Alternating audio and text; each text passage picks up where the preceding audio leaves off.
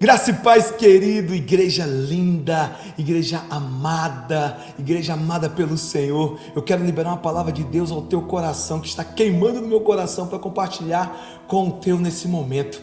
Esforça-te e tem de bom ânimo. Esse é o tema da nossa mensagem. Esforça-te e tem de alegria, tem de bom ânimo, querido. Sabe, talvez essa palavra esforça-te e tem de bom ânimo já poderia ser a resposta para o que você está clamando, para o que você está pedindo, e verdadeiramente é a resposta em Deus na tua vida. Nós seres humanos amamos boas respostas. Nós seres humanos queremos ter respostas que muitas vezes nos motiva. Sabe o que eu lembro? Que antigamente eu tinha uma caixinha assim, tipo um livrinho, um livretinho, aonde todos os dias, que era o livro das promessas, eu abria aquela caixinha, aquele livrinho, e puxava uma mensagem, todos os dias alguma mensagem da palavra, e sempre vinha ali, o Senhor é meu pastor e nada me faltará. Uau, eu gostava demais. Aí outro dia eu abria lá e disse, o Senhor jovem te escolhi porque sois forte. Então cada dia sempre vinha uma mensagem legal, porque o nosso coração é motivado a ter boas respostas, boas coisas que muitas vezes agradam a gente. Mas naquela caixinha de surpresa nunca muitas vezes víamos ali converta-te, ou raça de víbora, ou salário do pecado é a morte, e geralmente aquela caixinha de surpresa só vinha mensagem que alegrava o nosso coração. E o que eu quero te dizer nesse tema dessa palavra, que está em Josué capítulo 1, falando um pouco sobre a história de Josué, que está lá, esforça-te, tem de bom ânimo, ou em outras versões fala, seja forte e corajoso. Se nós estudarmos todo esse contexto, trazemos para a nossa realidade, nós vamos começar a entender que isso é muito mais intenso do que essa palavra seja forte e corajoso, ou esforça-te, tem de bom ânimo. É mais intenso. Então nesse momento eu quero enfatizar essa passagem que está no livro de Josué, capítulo 1, versículo 1 e 2. Eu quero que você, se for possível, deixe sua Bíblia aberta no livro de Josué, porque nós vamos debruçar em cima desse capítulo. E sucedeu, depois da morte de Moisés, servo do Senhor, que o Senhor falou a Josué, filho de Num, servo de Moisés, dizendo: Moisés, meu servo é morto. Levanta-te, pois agora, e passa ao Jordão, tu e todo este povo, a terra que eu te dou aos seus filhos de Israel. Aleluia. Agora, essa passagem, quando nós começamos a ver, algo começa a nos aprofundar mais. Quando vemos aqui Moisés, o servo do Senhor, já agora morto, ou seja, passa-se agora uma responsabilidade para um sucessor. Agora começa a imaginar que Josué, um homem, pegando agora um legado, pegando agora uma responsabilidade de substituir um homem que falava face a face com Deus, ou seja, um homem de grande valia, ou seja, como se aquele homem fosse a pessoa mais importante do praticamente um dos homens mais importantes do Velho Testamento, porque ele representava ali o libertador. Ele era o próprio libertador, Moisés.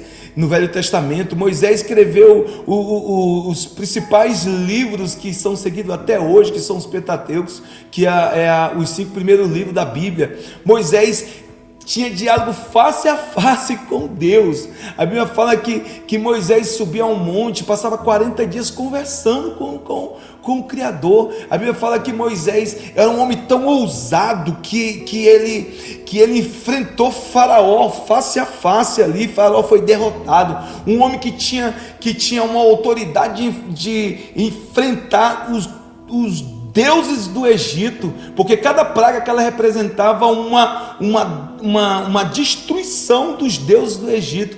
Um homem que, quando a bênção dele, quando ele levantava os braços para abençoar o povo vencia a batalha, o povo vencia a guerra, e toda vez que ele baixava o braço, o povo começava a padecer, o povo começava a sofrer, mas aí eles entenderam que tinha que estar com o braço de Moisés levantado, ou seja, um homem consegue entender o nível que é substituir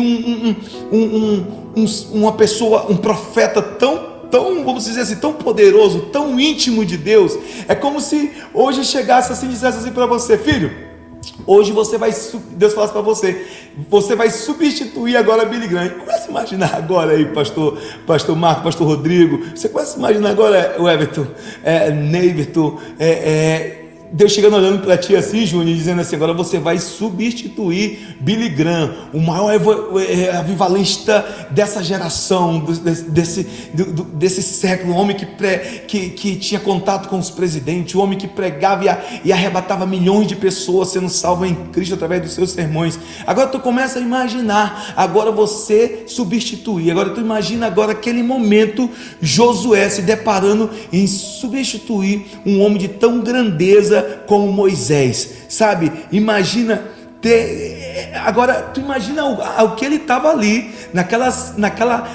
no auge das suas emoções, bem imaginando, poxa, ele teve uma perda do seu tutor, e naquele momento agora ele tem que substituir e cuidar de um povo ali que era rebelde, de um povo ali que de vez em quando adorava outros deuses, de um povo que muitas vezes era um povo desobediente, um povo muito complicado, que era o povo de Israel, que estava ali no Egito, aliás, no deserto, e ele tem que substituir aquilo ali. Detalhe, o livro de Josué é um livro de táticas de guerra, ou seja, ele também ali não vou substituir, vou ficar agora de boa ali governando, não. Ele substituiu e entrou na guerra, foi para a batalha, foi enfrentar ali povos para poder conquistar, atravessou o rio Jordão, o Jordão teve que se abrir, ele teve que ver milagres, teve que ver a sombra do sol retroceder, o tempo parar, ou seja, ele enfrentou batalhas, guerra, muralhas que envolviam, muralha de Jericó,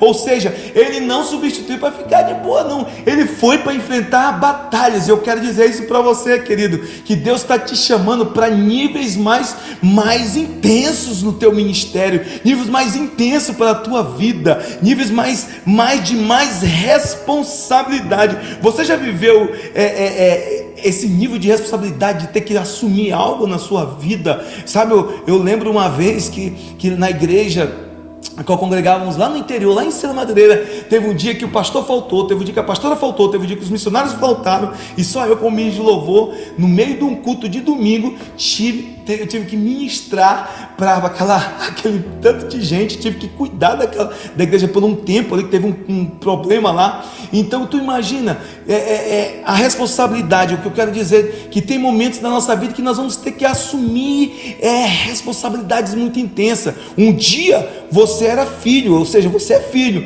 mas teve um dia que você teve que assumir a responsabilidade de ser pai. Ou seja, daquele filho que recebia, você agora é pai, o provedor, o pai que discipula, o pai que cuida, o pai o esposo, a esposa, ou seja, responsabilidade que a gente começa a adquirir com o tempo. Então, se você ainda não teve, consequentemente você terá responsabilidade, talvez na sua empresa, no seu trabalho, onde você estiver, vai ter momentos que legados serão passados, responsabilidades serão passadas para você. E sabe o que eu entendo? É momento de estarmos preparados. Um líder só vai passar uma grande responsabilidade a você porque ele te conhece e ele sabe do teu caráter e sabe que você está apto a exercer aquilo que foi delegado a você, sabe?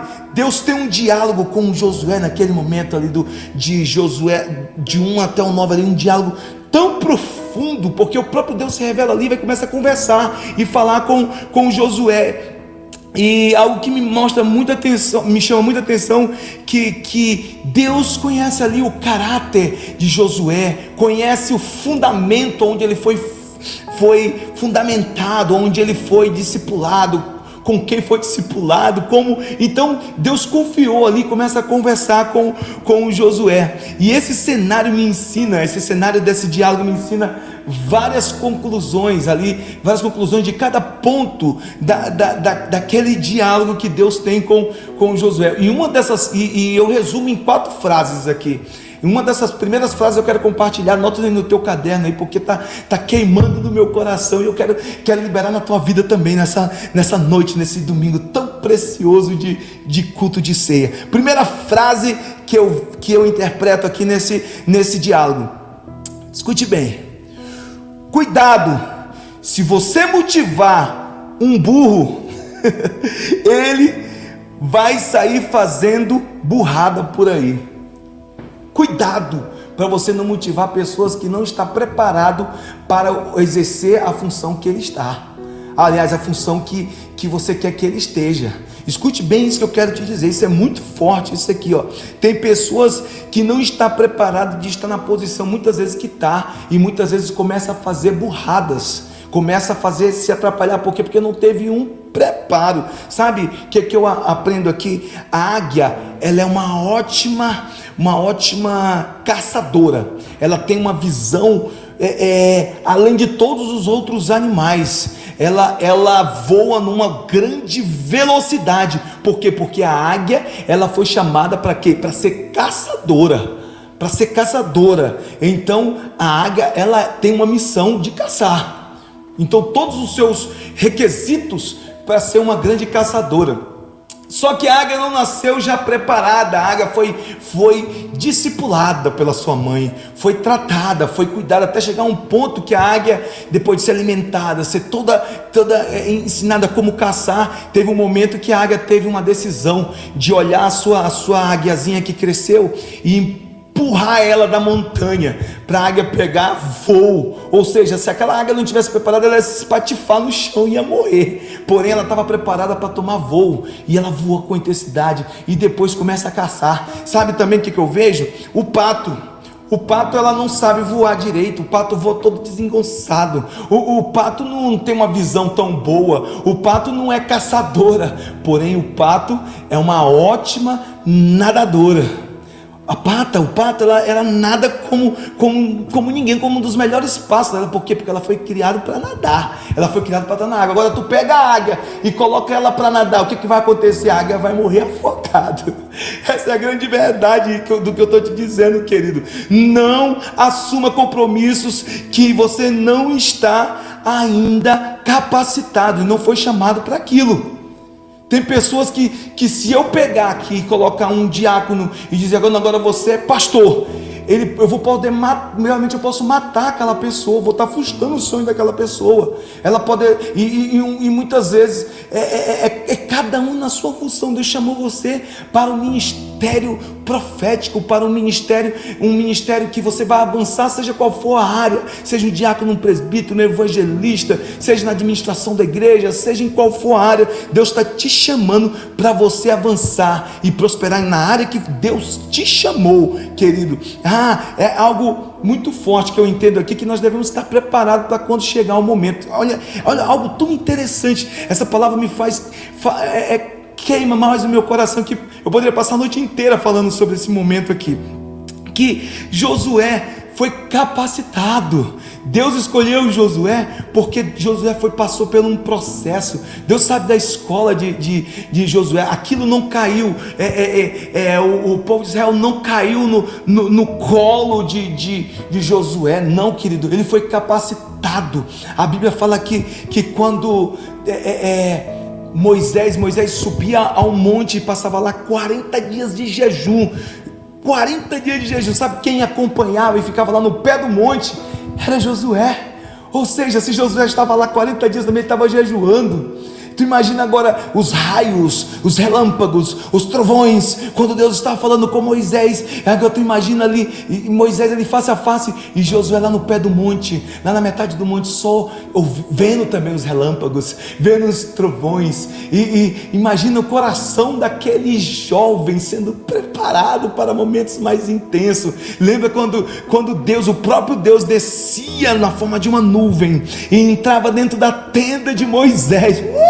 E quando entrava na tenda de Moisés ali, eu começo a imaginar ali Deus falando com Moisés face a face, e Josué como seu fiel escudeiro, como seu fiel discípulo, lá no pé do lado da tenda, ali na porta da tenda, sentindo o cheiro da fumaça, ouvindo também a voz de Deus ali. Eu imagino Josué ali, porque se fosse comigo, eu visse ali, eu começava a falar em outra língua também, eu começaria a pular, porque imagina ali Josué sentindo a presença também de Deus, Moisés falando face a face, e Josué ali sendo discipulado, ouvindo, porque o maior discipulado, querido, é o presencial, é quando você vê no seu discipulador a presença de Deus. Então não caiu no colo dele não, o Josué foi instruído e foi capacitado. Ali Josué teve aproximadamente 40 anos praticamente de discipulado, porque Josué, quando assumiu, foi na mesma idade que Moisés assumiu ali também, foi aproximadamente 85 anos de idade, ou seja, um homem calejado já, um homem que já sabia o que é batalhas, um homem que já entendia mais ou menos, entendia o que era o processo. Então Deus escolheu Josué por causa que Josué foi bem discipulado. Nós podemos até, escute bem o que eu quero te dizer, isso é muito forte, cara. Vivemos uma geração de pessoas muito imediatistas, pessoas que querem tudo agora para a gente poder comer caviar. Primeiro nós temos que experimentar o que vier, para a gente poder apreciar o paladar. Primeiro nós temos que comer coisas diferentes. Então o que Deus está falando para cada um de nós: não seja imediatista. O grande problema dessa geração que nós sofremos da síndrome do pensamento acelerado, sofremos da ansiedade, do precoce, de queremos tudo na mão. Deus te chamou, então existe um processo do tempo. Sabe, existem frases que tem muitos pregadores, muitas pessoas jogam como jargão: Deus não escolhe os capacitados, mas Deus capacita os escolhidos. Sim, e diz que está na Bíblia, mas não está na Bíblia não. Isso é jargão, isso é conversa. Agora a essência que Deus escolhe os capacitados, a essência ela é até divina. Porém, existe um processo, nós precisamos entender isso. Na essência dessa palavra, as coisas só acontecem no tempo da capacitação. Ou seja, Deus chama sim, mas existe um tempo. O que acontece? Pega a conexão comigo aqui. Você viu Davi? Davi foi chamado para ser rei de Israel, porém ele foi chamado quando criança, só que assumiu 20 anos depois, assumiu muito tempo. Primeiro Davi teve que servir ao rei, primeiro Davi teve que entender o que é reinado, primeiro Davi teve que ser perseguido, Davi teve que enfrentar batalhas, teve que entender o que é o processo para chegar a ser rei. Tem gente que tem um chamado agora e já quer ser o top das galáxias. Escute bem, tem um processo na nossa vida, viu? Paulo, um homem que conhecia as leis, o Velho Testamento de ponta a ponta, porém, quando ele foi chamado por Jesus, no tempo da graça, ele tinha que conhecer não mais a lei, mas a graça, o conhecimento de Jesus, e passou o quê? 14 anos praticamente, para começar a fazer missões. Querido, lembra, eu vou ser mais intenso ainda aqui nesse momento. Lembra de Jesus, o nosso Pai? Escute bem, Jesus, ainda quando criança, foi no templo lá ali, e naquele momento os pais dele foram procurar e disse: eu estou aqui cuidando das coisas do meu pai. Porém, para começar o ministério dele, passou 30 anos para Jesus começar o ministério. O Rei dos Reis, o Senhor dos Senhores, o dono de todo o conhecimento, passou 30 anos, ou seja, existe um tempo. Escute bem, existe um tempo. Então o que eu quero te falar nesse momento, como um pastor na sua vida, como um profeta na sua vida: prepare-se, porque o tempo vai chegar. Aleluia, aleluia. Segunda frase da interpretação que eu vejo nesse diálogo de Josué capítulo 1, versículo até o 9, eu até vou ler aqui o verso 6 e 7. Esforça-te e tende bom ânimo, porque tu farás a este povo herdar a terra que eu jurei aos seus pais que lhe darei. Então somente esforça-te e tende muito bom ânimo, para teres cuidado de fazer conforme toda a lei que eu dei ao meu servo Moisés. Até aqui. Escute bem. Segundo ponto que eu entendo da interpretação desse texto, desse diálogo entre Josué já teve Josué com o Senhor, outro ponto aqui, pega aqui, ó. Você só será bem sucedido no teu chamado, na tua missão, se você se esforçar e ser corajoso, ter esforço e coragem. Pega aí. Você só será bem sucedido na missão que o Senhor te designou, no chamado, se você tiver esforço e for corajoso. Aleluia. Sabe o que eu entendo com isso? Que nós devemos assumir compromissos que foi já colocado em nossa vida. Escute bem, que você consiga pegar essa conexão junto comigo. Tem pessoas que já estão preparadas. Tem pessoas que estão preparadas, mas e se preparou a vida inteira, mas chega um certo ponto que ele ficou com medo. Ficou com medo de assumir responsabilidade. Tem pessoas que já se formaram, já tem um emprego, mas não quer assumir um compromisso de um casamento, enrola uma pessoa aí há anos, enrola a noiva aí há anos. Deus está falando, chegou o tempo. Tem pessoas que já estão preparadas para ser um líder de célula, mas está aí com medo. Ou seja, o que Deus está falando para você ser bem sucedido, seja qual for no teu chamado, tu tem agora que ser corajoso. Então tenha coragem. Escute bem, Paulo, olha aqui para mim, foca aqui dentro dos meus olhos aqui, Nelano Júnior. Foca aqui dentro dos meus olhos. Homem, olha aqui para mim, ó. Seja macho, seja corajoso, seja verdadeiramente esse homem que Deus te colocou na terra. Aleluia. Escute bem, assuma as nossas responsabilidades. Assuma as suas responsabilidades como marido. O marido que cuida da mulher, que honra a mulher, um marido que a Bíblia fala que tem como Cristo amou a igreja ao ponto de se sacrificar por ela. Mulher, honre o teu esposo, tenha a responsabilidade, ame verdadeiramente, namore com o seu esposo. Eita glória, isso, tenha compromisso no teu relacionamento e cuide bem da sua casa, cuide bem do que Deus colocou nas suas mãos. Aleluia. Esforça-te verdadeiramente, filho, filha preciosa.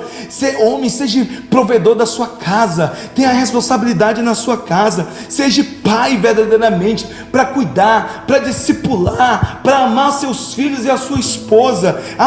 Homem, tenha a responsabilidade, vá para o trabalho, trabalhe de verdade, no teu trabalho, vá com ânimo, no teu ministério, tenha compromisso no ministério a qual Deus te colocou, seja verdadeiramente uma pessoa que está alegre em assumir esses compromissos diante de Deus. Sabe por que eu estou querendo te dizer? Porque foi o Senhor que falou: eu que te escolhi, seja forte e corajoso. Eu que te escolhi, seja forte e corajoso. Vai, pega a tua mão direita de profeta e aponta para o teu irmão que está ao teu lado agora na tua casa aí. Aponte o dedo, diga assim: eu que te escolhi, seja forte e corajoso. Eu que te escolhi, seja forte e corajoso. Bota a mão tudo no teu coração, diga: eu serei forte, sim, Senhor. Eu serei corajoso. Então dá um glória onde você está. Seja forte e corajoso, porque quem te escolheu foi o Senhor. Aleluia. Glória a Deus. Mas algo que me chama muita atenção também, querido, que no verso 6, só o comecinho ali naquele ponto, fala: esforça-te e tende ânimo. Esforça-te e tende bom ânimo. Aleluia. Sabe, o que Deus está falando, querendo falar para você é que você já tem que se esforçar, mas tem que ter alegria naquilo que foi levantado para você. Deus te deu uma família linda, então tem alegria na tua família. Deus te deu projetos na sua mão, emprego, então vá para o seu trabalho com alegria. Tem gente que vai para o trabalho e parece que está indo para o seu próprio velório, triste, cabisbaixo, esse trabalho. Ai, Senhor, esforça-te, entende?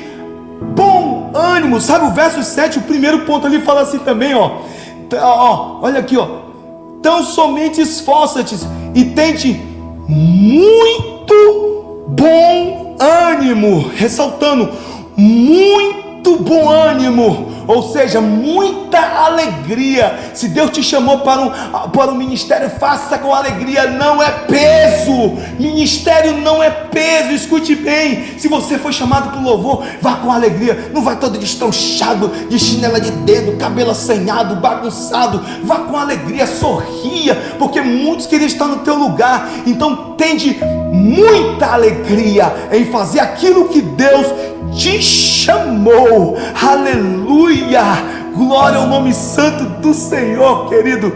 Terceira interpretação que eu vejo nesse diálogo entre Deus e Josué: os fins não justificam os meios, ao contrário, os meios devem construir caminhos bem-sucedidos.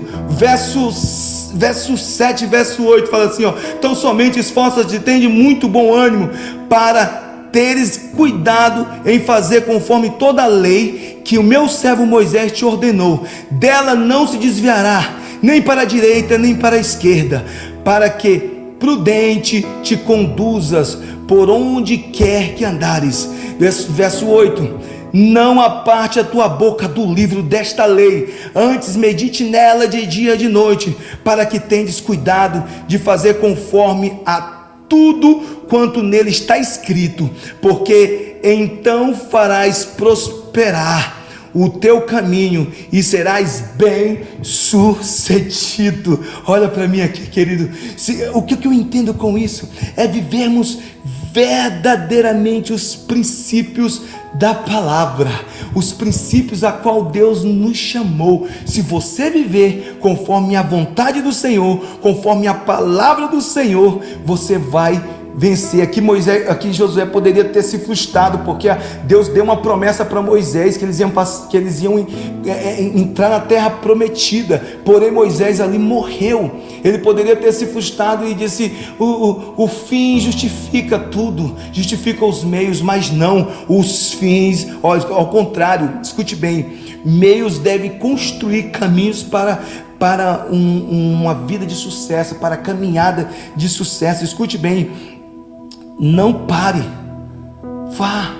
Se as circunstâncias, se o coronavírus, se o vento soprou ao contrário, se tua empresa se tu perdeu o emprego, se tua empresa está quase falindo, escute bem, Deus está te falando: levanta, filho, levanta. Mas escute isso que eu vou te dizer aqui: se eu andar reto, se eu andar bem, tudo vai acontecer na minha vida. Isso aqui não é mandinga não, cara. Olha para mim aqui, ó. Isso aqui é princípios que não podem ser quebrados. Eu vou passar, eu vou ficar um mês sem ir para balada, sem ir para as festas, porque para mim poder passar no vestibular. Escute bem, isso aqui não é mandiga não, é promessa para aqueles que são fiel desde o início, desde o princípio. São princípios que não podem ser quebrados.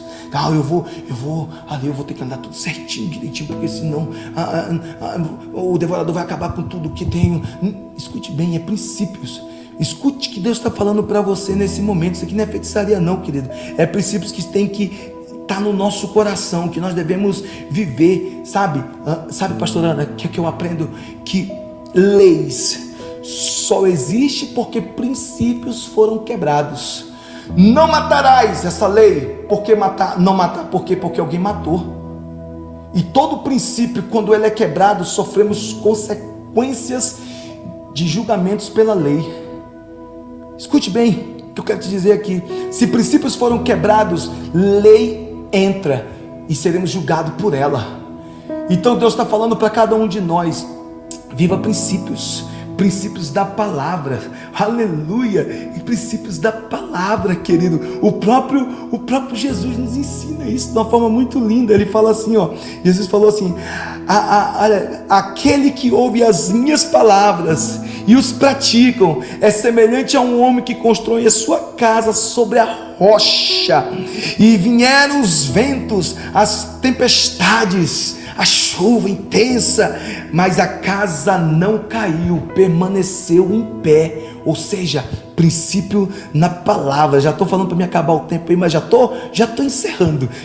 Mas eu quero continuar falando algo forte que Deus tem falado para o meu coração, para o teu coração. Hoje vivemos reflexos, queridos, de decisões que fizemos no passado. O Brasil está na situação que está porque muitas vezes fizemos coisas voltamos em pessoas que representavam o que nós pensávamos no passado, sabe? Falavam que Enéas, eu cheguei, tive o prazer de conhecer Enéas é meu conterrâneo do Acre, e disseram que Enéas era um maluco, e hoje as pessoas estão chorando, porque se Enéas tivesse ganhado naquela época, o Brasil hoje era um país de primeiro mundo. Essa é a grande verdade.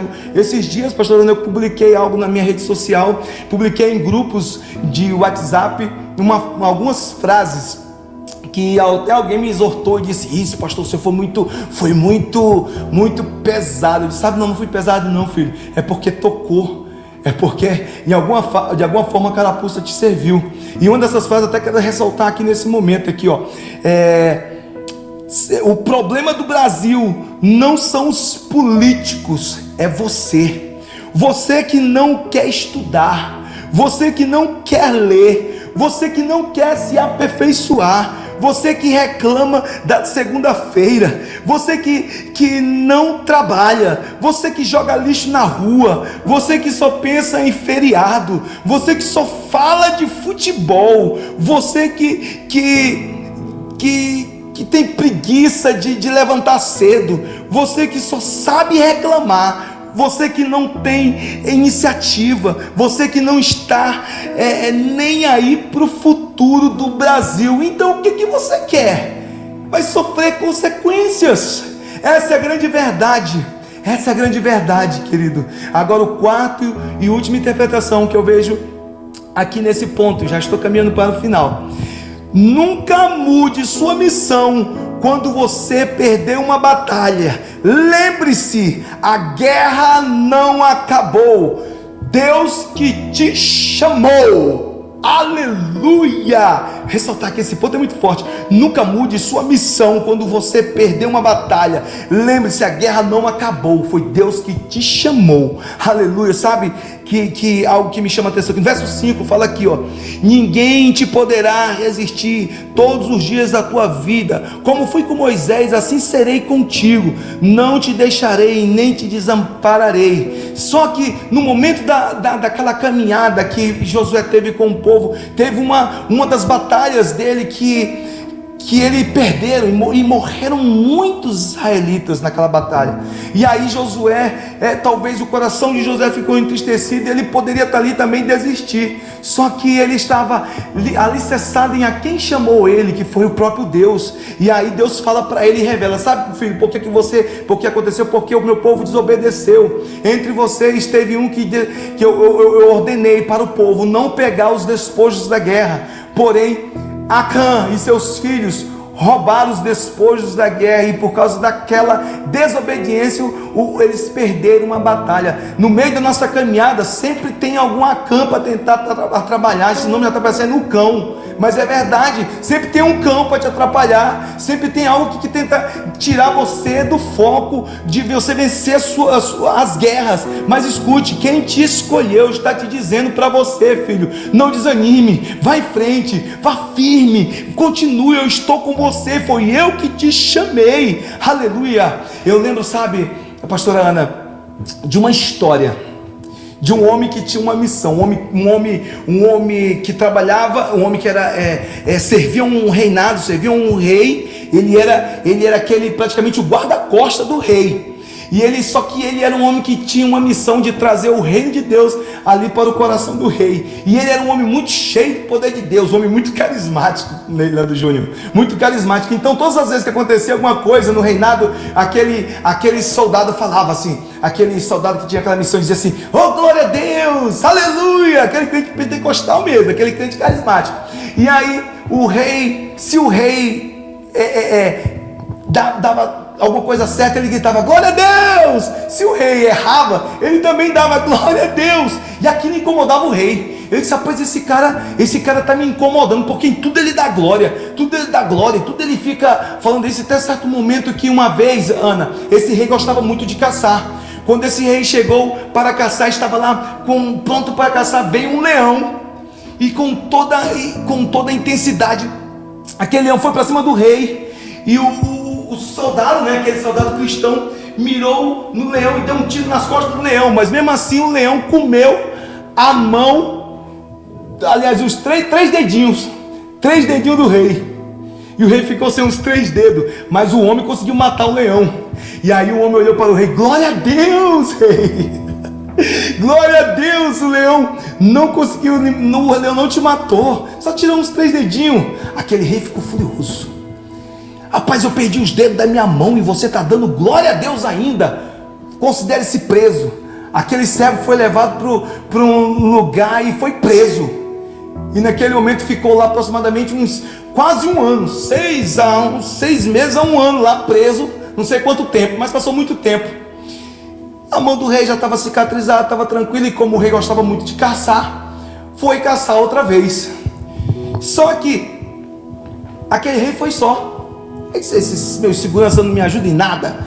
E quando ele foi caçar, que ele estava pronto, se eu fosse esse rei não caçava mais, porque coitado, nunca deu muito certo. E quando ele estava caçando, chegou uma grande tribo de índios feiticeiros, aqueles índios do mal mesmo lá, que canibal, e pegaram aquele rei e seguraram. Ele disse: vocês não podem me pegar, eu sou rei. Ele disse. Aí os índios ali: oh, coisa boa, vamos fazer sacrifício de carne nobre, de carne real, e levaram aquele rei embora. E quando chegaram lá naquele momento que eles olharam para o rei para fazer o sacrifício àqueles deuses lá, e para eles depois de fazer o sacrifício comer as partes daquele rei, quando eles foram examinar, ver todos os detalhes, viram que o rei faltava 3 dedinhos. Aí ele disse: não, nós não vamos fazer sacrifício, esse homem está impuro, esse homem está mutilado, esse homem falta pedaço dele. Então o que fizeram? Soltaram o rei. E o rei voltou para o seu reinado pensando: poxa, eu fui tão injusto, eu prendi o meu servo no calabouço, e por causa que eu perdi os dedos ali, porque ele ficou dando glória, mas se foi por causa dessa falta desses 3 dedos que hoje eu estou vivo. E aí ele manda chamar aquele servo do calabouço, manda arrumar, bota aquele servo todo bem bem limpo, e disse assim: meu servo, servo meu, eu te peço perdão, porque aconteceu, ele contou toda a história, e por causa dessa falta desses 3 dedos eu não fui devorado. E naquele momento o servo deu glória de novo. Oh, glória, aleluia. Sabe, eu estou muito feliz, meu rei, por você não ter sido devorado. E aí o rei falou assim: me perdoe. Ele disse: não, meu rei, e isso foi porque Deus me ama muito, que Ele me deixou preso. Deus gosta muito de mim, cuidou muito bem de mim. E o rei ficou com aquilo olhando para ele e disse: como assim? Eu te coloquei um ano no calabouço e você ainda está glorificando a Deus? Ele disse: sim, meu rei, Deus cuidou de mim. Ele disse: cuidou como, filho? Você estava no calabouço. Ele disse: rei, porque se eu tivesse solto e tivesse ido com o Senhor, quem teria morrido era eu. Porque eu não tenho nenhuma imperfeição. Então entenda o que eu quero dizer para você nessa noite, querido. Tem lutas que você está passando, perdeu batalhas, esforça-te. Você não perdeu a guerra, foi Deus que te chamou. O verso 9 fala assim: não te mandei eu, esforça-te e tem de bom ânimo, não temas, nem te espante, porque o Senhor teu Deus é contigo aonde queres que você ande. Eu te escolhi.